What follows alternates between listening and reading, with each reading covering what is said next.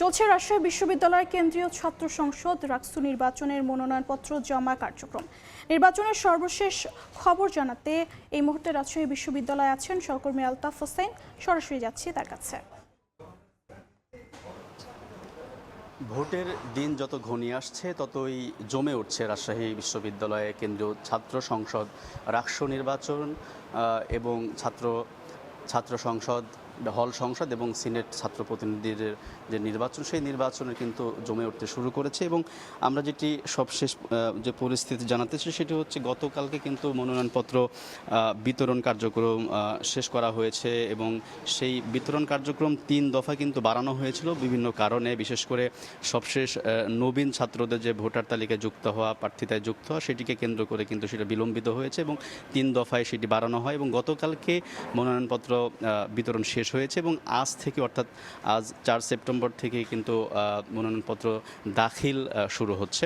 মূলত আজ 9টা থেকেই সেটা কার্যক্রম শুরু হওয়ার কথা, যদিও আমরা এখন পর্যন্ত কাউকে জমা দিতে দেখিনি, কোনো ছাত্র প্রতিনিধি এখন পর্যন্ত আমরা এখানে আসতে দেখিনি।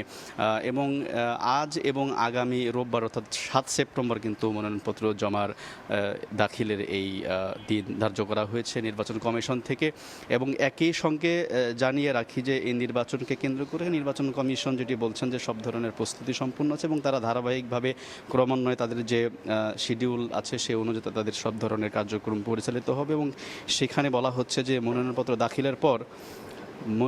দাখিলের পর কিন্তু বাছাইয়ের তারিখও সেখানে তারা উল্লেখ করে দিয়েছে 8 তারিখে এবং প্রার্থীদের প্রাথমিক তালিকা প্রকাশ করা হবে আগামী 10 সেপ্টেম্বর। এবং প্রাথমিক তালিকা সম্পর্কে প্রার্থীদের যদি কোনো আপত্তি থাকে বা কোনো যদি অভিযোগ থাকে সেটার নিষ্পত্তি হবে 11 সেপ্টেম্বর। এবং মনোনয়নপত্র সবশেষ প্রত্যাহারের যদি যাচাই বাছাই শেষে যদি প্রত্যাহারের প্রয়োজন হয় সেটার জন্য 13 তারিখ নির্ধারণ করা হয়েছে, সেদিন প্রত্যাহারের তারিখ দেওয়া হয়েছে। একই সঙ্গে প্রার্থীদের চূড়ান্ত তালিকা প্রকাশ করা হবে আগামী 14 সেপ্টেম্বর এবং আগামী 25 সেপ্টেম্বর কিন্তু ভোট গ্রহণ অনুষ্ঠিত হবে।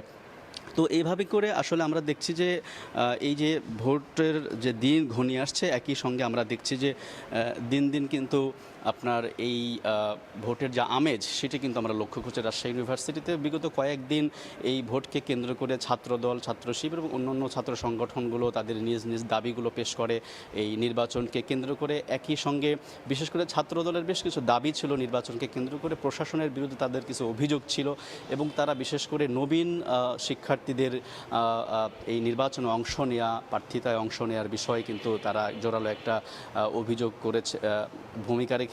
এই দাবি আদায়ে তারা অনড় ছিল এবং সবশেষ গত পরশুদিন কিন্তু সেই মনোনয়নপত্র বিতরণের তারিখ কিন্তু বাড়ানো হয় তারই উপর ভিত্তি করে। তো এইভাবে আসলে চলছে।